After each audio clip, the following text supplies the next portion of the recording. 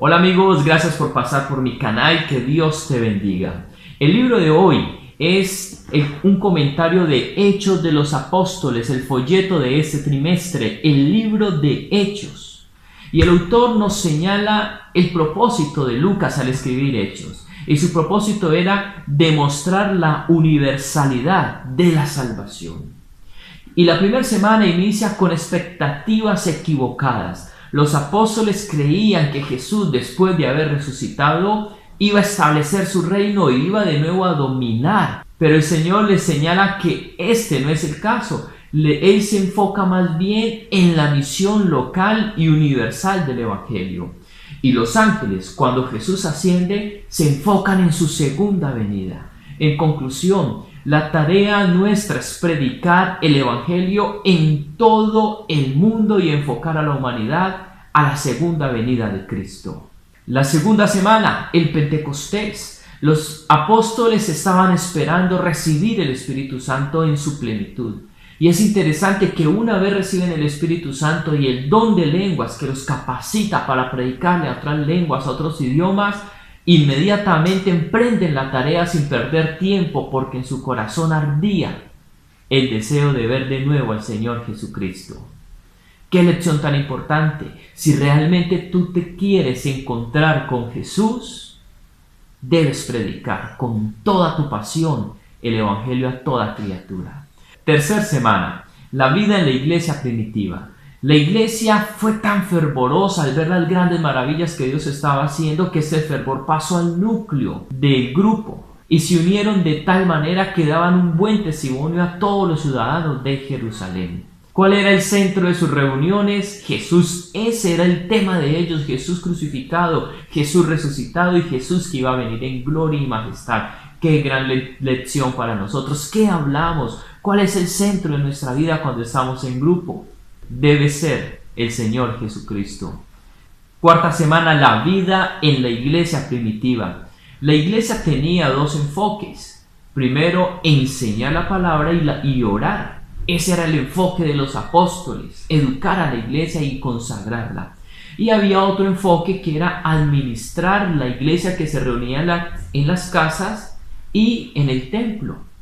Cuando empezó a llegar una cantidad de cristianos, le fue imposible a los apóstoles poder administrar.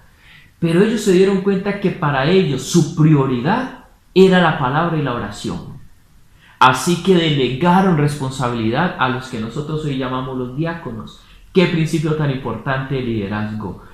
Tú como líder debes tomar lo más importante y lo otro debes delegarlo para que te puedas enfocar y sacar resultados de lo más importante. Quinta semana, la conversión de Pablo. Pablo de Tarso era un judío helenizado, o sea, culturizado por Grecia. Y aprovechando su educación fue nombrado como el apóstol del Sanedrín, o sea, el enviado del Sanedrín. Y así lo vemos en Hechos. Pero después, cuando Jesús hace el milagro en la vida de él, Dios lo llama como un apóstol, ya no del Sanedrín, sino de Jesucristo.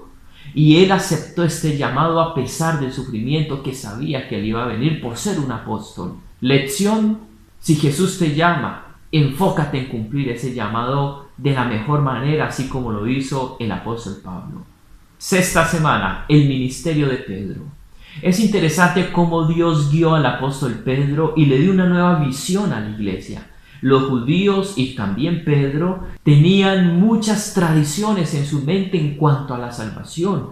Por ejemplo, que para que una persona se salvara que no fuera judía, tenía que volverse judío, tenía que circuncidarse, tenía que guardar todos los rituales y ahí sí podía bautizarse. Pero cuando el Señor lo lleva donde Cornelio y sus amigos, que eran todos romanos, queda asombrado al ver que ellos recibían el Espíritu Santo y se dio cuenta allí, también por la visión de los animales impuros, que el Evangelio debe ser predicado a toda la humanidad, sea judío o no judío, circuncidado o no circuncidado.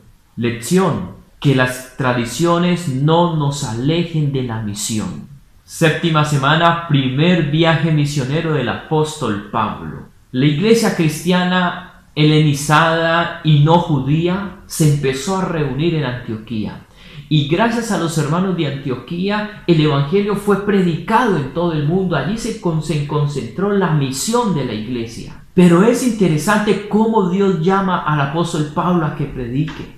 No fue por iniciativa propia, fue el mismo Dios, el mismo Espíritu Santo quien le hizo el llamado al apóstol Pablo y él obedeció.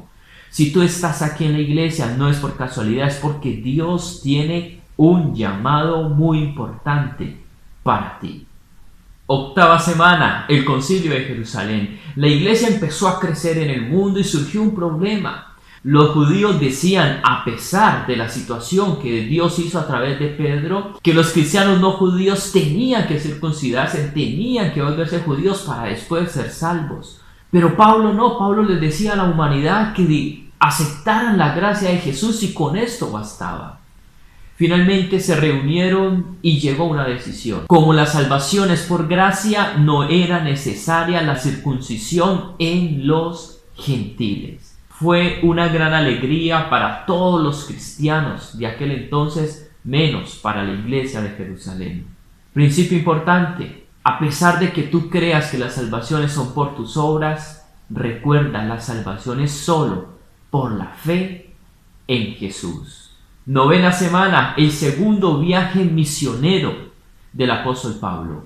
En medio de tanta oposición, el apóstol Pablo viajó a muchos lugares y cuando por fin veía que las personas querían aceptar a Jesús, llegaban los jefes de las sinagogas y convencían a las personas de que ellos eran personas malas, eran personas que los querían engañar y tuvo mucha oposición. Pero después de tener muchos problemas con líderes judíos, por fin llega a Berea, donde los líderes judíos, aunque sabían de la reputación de Pablo, ellos lo esperaron no para pelear, sino para analizar lo que él creía en la palabra de Dios. Muchos de ellos fueron bautizados y entregaron sus vidas a Jesús. Lección: lee la palabra. Profundiza en la palabra y no creas a lo que cualquier persona te dice, sino analízalo en la palabra de Dios. Décima semana, el tercer viaje misionero de Pablo. En medio de tanta oposición, de ser apedreado, en fin, de que las personas querían matarlo por predicar el evangelio, llega a otro oasis, a Éfeso, un lugar donde Dios le dio la oportunidad de hacer cientos de milagros. Durante 2 largos años estuvo predicando y fortaleciendo a esta iglesia. Otra lección importante: puede ser que todo el mundo te rechace, pero si eres dedicado predicando el evangelio, tarde que temprano llegarás y encontrarás ese terreno donde muchas personas te estarán esperando y aceptarán el mensaje de la salvación. 11ª semana, el arresto en Jerusalén. En Jerusalén Pablo tenía una mala reputación y él sabía, cuando se despide de Éfeso y sabía que iba a Jerusalén, tenía claro que iba a tener problemas, porque les predicaba a todas las personas que para ser salvos no era necesario ser judío ni circuncidado. Esto era una blasfemia para los judíos y la iglesia cristiana no era que lo quisieran mucho, porque había sido una influencia muy grande en el concilio. Finalmente el apóstol Pablo fue arrestado. Y en esta persecución el apóstol Pablo se sintió solo, no hubo nadie que lo ayudara, no hubo nadie que intercediera por él. Su único compañero fue Dios, que le dio ánimo a través de una visión y le dijo: tranquilo, que aquí no te van a matar, vas a llegar a Roma. Y por allí le envió a su sobrino, que hizo algo interesante con Pablo. Aunque te sientas solo, recuerda que Jesucristo está contigo y no te va a abandonar. A pesar de la persecución, a pesar de las pruebas, Cristo está contigo. 12ª semana, reclusión en Cesarea. Pablo tuvo que pasar por muchos gobernantes injustos que querían favorecer a los judíos para no tener problema con ellos. Y gracias a Dios por fin llega donde uno que, aunque también era injusto, dejó claro cuál era la situación.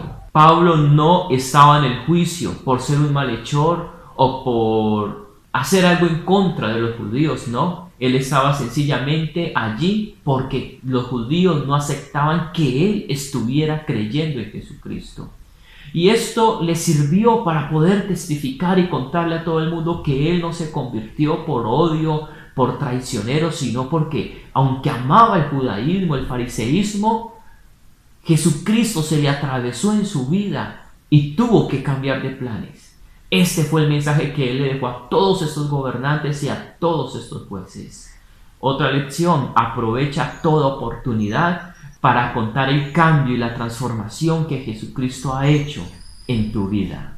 13ª semana, el viaje a Roma. Por fin el apóstol Pablo llega a Roma. Allí tanto gentiles como judíos aceptaron el mensaje de la salvación de la mejor manera. El mensaje de Lucas en el último capítulo es que a pesar de las dificultades, a pesar de la guerra que le hicieron al apóstol Pablo, ni los judíos, ni los romanos, ni sus gobernantes fueron capaces de impedir el poder del Evangelio. El Evangelio se volvió universal en todo el Imperio Romano.